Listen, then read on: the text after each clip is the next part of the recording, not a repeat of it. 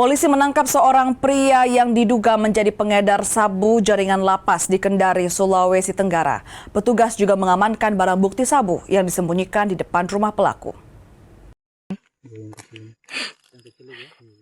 Pelaku ditangkap atas laporan masyarakat yang resah dengan maraknya peredaran narkoba di Kelurahan Anggoya, Kecamatan Poasia, Kota Kendari.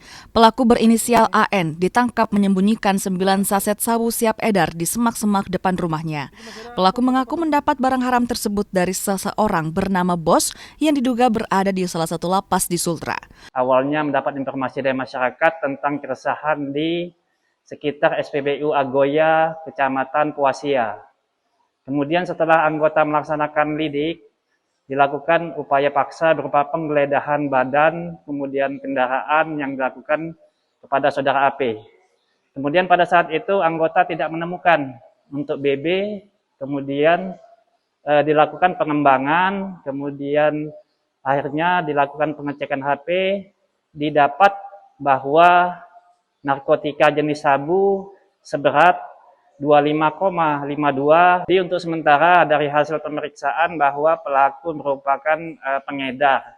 Jadi dia itu menjalankan bisnis narkoba dengan cara menerima barang yang diatur oleh bosnya. Kemudian untuk bosnya sekarang masih dalam tahap pendalaman.